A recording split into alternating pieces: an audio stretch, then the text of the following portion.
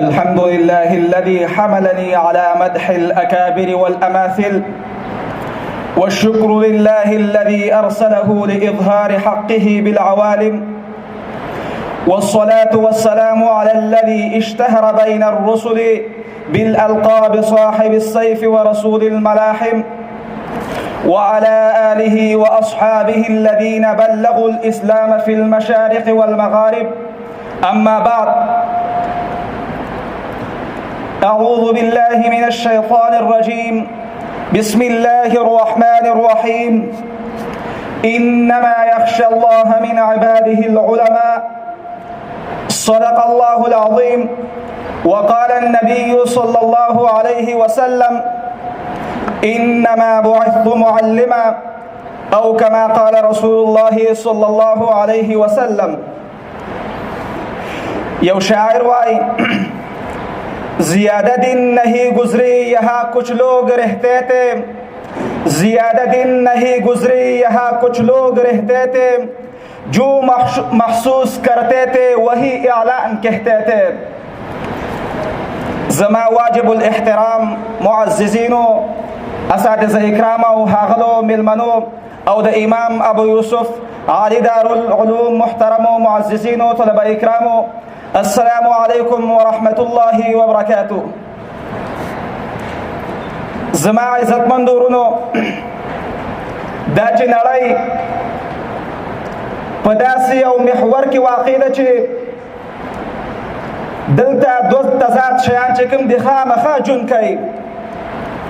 که چیرې په دې دنیا کې لوړوالی شته نو ټیټوالی هم شته، که چیرې په دې نړۍ کې ګلان شته نو اغزي هم شته دی، او که چیرې په دې دنیا کې ګرمي شته نو یخني هم شته دی. دلته په همدغې اساس او بنیاد باندې چې په دې نړۍ کې جهل او جهالت شته نو علم او رڼا هم شته، او د تضادو شیانو څخه قدر او قیمت په هغه وخت کې معلومیږي چې کوم وخت کې یو شی ضد او تضاد موجود وي، نو بیا انسان ته د هغې شي اهمیت معلومیږي. عزتمندو، که چیرې په دنیا کې غریبي نه وی نو د مالدارۍ چا قدر کوه؟ که چیرې په دنیا کې بیماري نه وی د صحت حفاظت چا کوه؟ که چیرې په دنیا کې جهل نه وی نو د علم مشقت دا چا وټوه؟ د علم مشقت او تکلیف چا نشه برداشت کولی؟ خو چې کوم وخت کې په نړۍ کې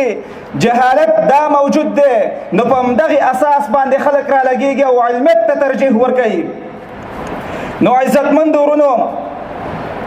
چې کوم وخت کې په مخ د ځمکه باندې جاهل ژوند کولی شي په دنیا باندې، نو په همدغه ځای باندې یو عالم هم ژوند کولی شي. لکه څومره ضرورت چې د مخ په ځمکه باندې عالم ته دی، بل داسې هېڅ شي د ضرورت نشته. په مخ د ځمکه باندې چې د قارون او حامان او فرعون د دې وارثان موجود وي، دغه ځمکې او پیسې خوښوي، همدغه شانتې د انبیا علیه الصلاة والسلام وارثان هم موجود دي چې دا علم خوښوي. نو په همدغې اساس باندې دغه علم دا یو داسې رڼا ده، که چیرې دغه علما په دې نړۍ باندې نه او دغه علما په دې نړۍ کې دا ختم شي، نو الله رب العزت با دغه دنیا دا هم ختم کی. دا دنیا کې به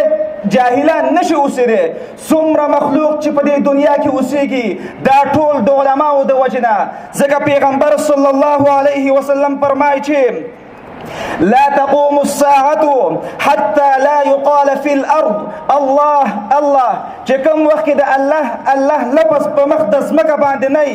او علماء حق په دغه ځمکه باندې نه، نو دا دنیا چې کوم د بقا نشي موملی، او دغه د دنیا بقا چې کوم د عالم پورې مربوط ده. خو که چیرې دغه عالم په مخ د ځمکه باندې نه،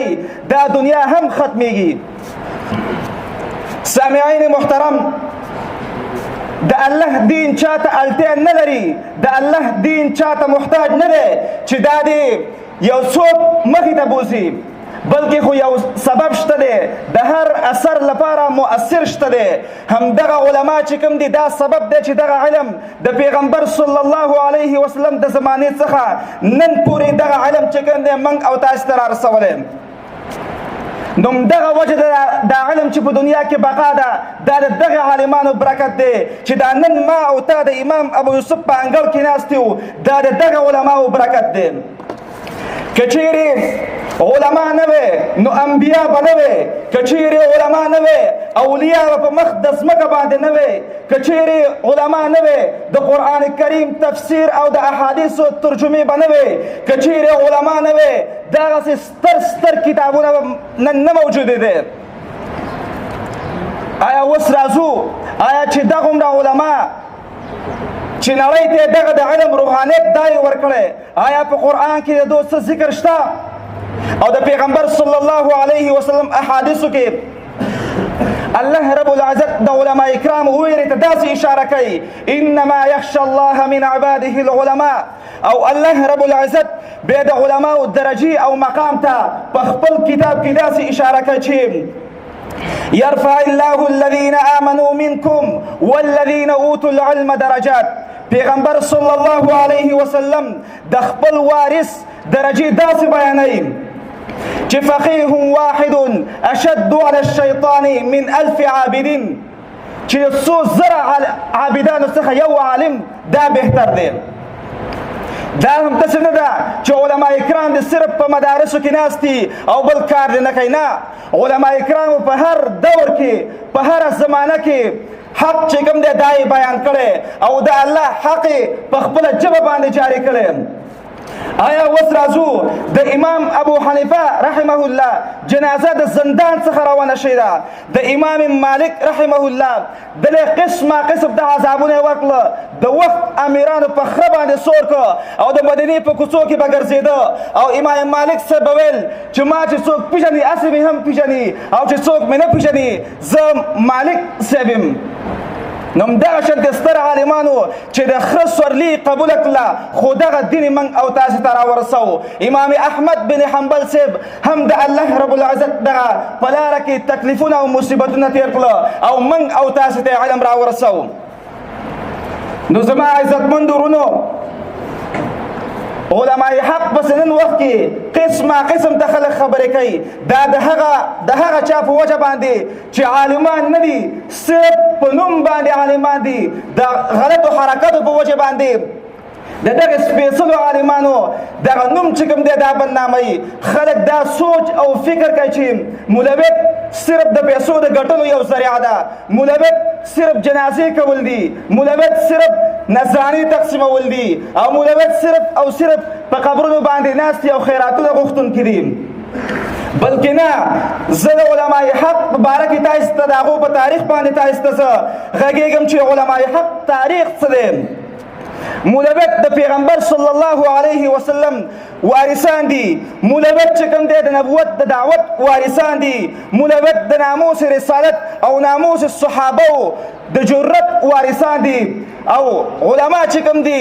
دا د امام ابو حنیفه د فقاهت چې کوم دی وارثان دي علما د امام احمد بن حنبل د استقامت وارثان دي علما د ټولو صحابه کرامو او د ټولو تابعینو د جرأت چې کوم دا وارثان دي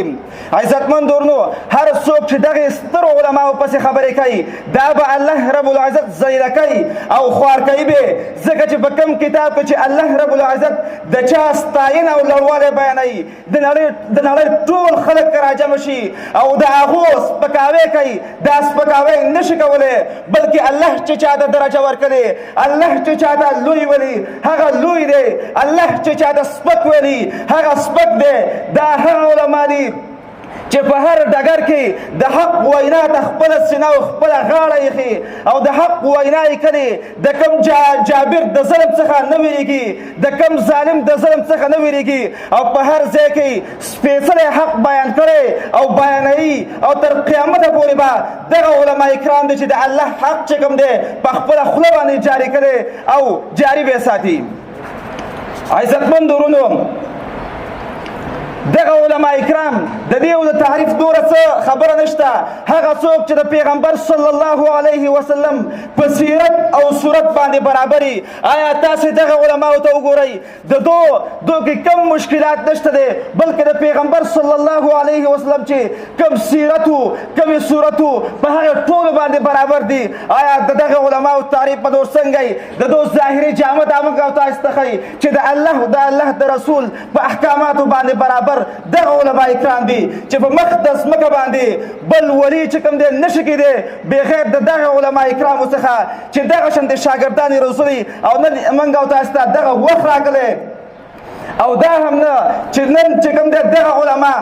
سترې ډګرې اخیستی شي، په لوړو ځایونو کې خپل تدریس کولی شي، خو چې دغه ښو علما کرامو ته ناست دي صرف او صرف د الله رضا ده. او ورځ د قیامت باندې چې کوم وخت کې به د هغه چا سره راپاڅېږي چې څوک قال الله او قال الرسول وایي.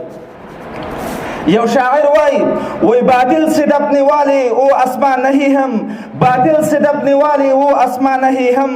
سو بار کر چکا ہے تو امتحان ہمارا، توحید کی امانت سینوں میں ہے ہمارے، توحید کی امانت سینوں میں ہے ہمارے، آسان نہیں مٹانا نام و نشان ہمارا. وآخر دعوانا الحمد للہ رب العالمین.